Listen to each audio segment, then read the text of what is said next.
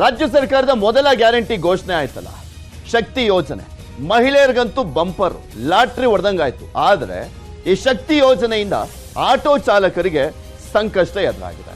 ಅದರಲ್ಲೂ ಹುಬ್ಬಳ್ಳಿಯಲ್ಲಂತೂ ರಾರಾಜಿಸ್ತಾ ಇರುವಂಥದ್ದು ಆಟೋ ಮಾರಾಟಕ್ಕಿದೆ ಅಂತ ಫಲಕಗಳನ್ನ ಹಾಕೊಂಡು ತಮ್ಮ ಆಟೋಗಳನ್ನ ಮಾರಾಟ ಮಾಡ್ತಾ ಇದ್ದಾರೆ. ಬಿಕಾಸ್ ಅಲ್ಲಿ ಯಾವುದೇ ರೀತಿಯಾದಂಥ ವಹಿವಾಟು ಆಗ್ತಾ ಇಲ್ಲ. ನಿರೀಕ್ಷಿತ ಮಟ್ಟದಲ್ಲಿ ಏನು ಪ್ರತಿದಿನ 1,000 ರೂಪಾಯಿ 1,500 ರೂಪಾಯಿ ಅಂತ ಬಾಡಿಗೆ ಹೊಡಿತಾ ಇದ್ರಲ್ಲ, ಅದು ಆಗ್ತಾ ಇಲ್ಲ ಅಂತ. ಸೊ ಈ ಕಾರಣಕ್ಕೋಸ್ಕರ ಹಿಂಗೆ ಓಡಿಸ್ತಾ ಇದ್ರೆ ನಮಗೆ ನಷ್ಟ. ಸೊ ಹೀಗಾಗಿ ನಾವು ಆಟೋಗಳನ್ನ ಮಾರ್ತೀವಿ ಅಂತ ಫಲಕಗಳನ್ನ ಹಾಕೊಂಡು ಆಟೋಗಳನ್ನ ಮಾರ್ತಾ ಇದ್ದಾರೆ. ನಿರೀಕ್ಷಿತ ವಹಿವಾಟು ನಡೆಯದೆ ಕಂಗಾಲಾಗಿದ್ದಾರೆ ಆಟೋ ಚಾಲಕರು. ಅನಿವಾರ್ಯವಾಗಿ ಆಟೋ ಮಾರಾಟಕ್ಕೆ ಮುಂದಾಗ್ತಾ ಇದ್ದಾರೆ ಕೆಲವರು. ಶಕ್ತಿ ಯೋಜನೆ ಜಾರಿಯಿಂದ ಆಟೋ ಚಾಲಕರಿಗೆ ಸಂಕಷ್ಟ, ಆಟೋ ಚಾಲಕರಿಗೆ ಪರ್ಯಾಯ ವ್ಯವಸ್ಥೆಯನ್ನ ಕಲ್ಪಿಸಲಿಕ್ಕೆ ಆಗ್ರಹ ಮಾಡ್ತಾ ಇದ್ದಾರೆ. ನಮಗೂ ಏನಾದರೂ ಸಹಾಯಧನವನ್ನ ಘೋಷಣೆ ಮಾಡಿ ಅಂತ ಆಟೋ ಚಾಲಕರು ಕೇಳ್ತಾ ಇದ್ದಾರೆ. ನಿಮಗೆ ತೋರಿಸ್ತಾ ಇದ್ವಿ ದೃಶ್ಯಾವಳಿಗಳಲ್ಲಿ ಗಮನಿಸಬಹುದು. ಆಟೋ ಮಾರಾಟಕ್ಕಿದೆ ಅಂತ ಹುಬ್ಬಳ್ಳಿಯಲ್ಲಿ ಆಟೋ ಚಾಲಕರು ಹಾಕೊಂಡಿರುವಂಥದ್ದು ಆ ಒಂದು ಜೆರಾಕ್ಸ್ ಕಾಪಿನಲ್ಲಿ ಆಟೋ ಮಾರಾಟಕ್ಕಿದೆ ಅಂತ ಎಲ್ಲ ಕಡೆ ಹಾಕೊಂಡು ಓಡಾಡ್ತಾರೆ.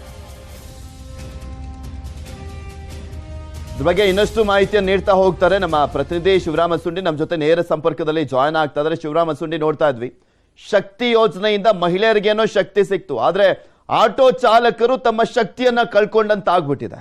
ಸೊ ಯಾವ ರೀತಿಯಾದಂತ ಒಂದು ಸಂಕಷ್ಟವನ್ನ ಅನುಭವಿಸ್ತಾ ಇದ್ದಾರೆ ಆಟೋ ಮಾರಾಟಕ್ಕಿದೆ ಅಂತ ತಮ್ಮ ಆಟೋಗಳಲ್ಲಿ ಬೋರ್ಡ್ ಹಾಕೊಳ್ಳುವ ಮುಖಾಂತರ?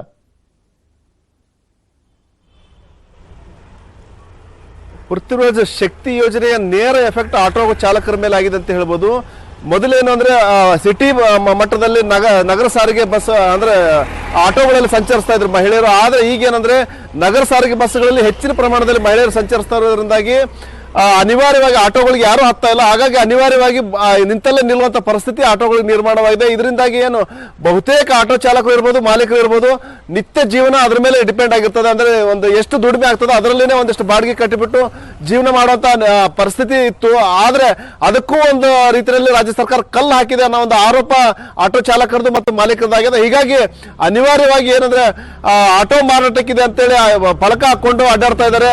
ಆದ್ರೂ ಸಹ ಅಂದ್ರೆ ಆಟೋ ಮಾರಾಟಕ್ಕೆ ಅಂತ ಮಾರಾಟಕ್ಕೆ ಇಟ್ಟರು ಸಹ ಯಾರು ಸಹ ಖರೀದಿಗೆ ಮುಂದಾಗ್ತಾ ಇಲ್ಲ. ಯಾಕಂದ್ರೆ ಬಹಳಷ್ಟು ಜನ ತಾವು ಸಹ ತಮ್ಮ ಆಟೋಗಳನ್ನ ಮಾರಾಟ ಮಾಡ್ತಾ ಇರೋದ್ರಿಂದ ಮತ್ತು ವ್ಯಾಪಾರನೇ ಇಲ್ಲದಿರೋದ್ರಿಂದಾಗಿ ಆಟೋ ಖರೀದಿ ಮಾಡೋರು ಸಹ ಇಲ್ಲದಂತಾಗಿದೆ. ಹಾಗಾಗಿ ನಮಗೆ ಪರ್ಯಾಯ ವ್ಯವಸ್ಥೆ ಕಲ್ಪಿಸಿ, ಇಲ್ಲಾಂದ್ರೆ ಒಂದ್ ವೇಳೆ ನಾವೇನಾದ್ರೂ ಆತ್ಮಹತ್ಯೆ ಮಾಡ್ಕೊಂಡ್ವಿ, ಆಟೋ ಚಾಲಕರು ಏನಾದ್ರು ಸಾವನ್ನಪ್ಪಿದ್ರೆ ಖಂಡಿತ ಅದು ರಾಜ್ಯ ಸರ್ಕಾರ ಹೊಣೆ ಆಗ್ತದೆ.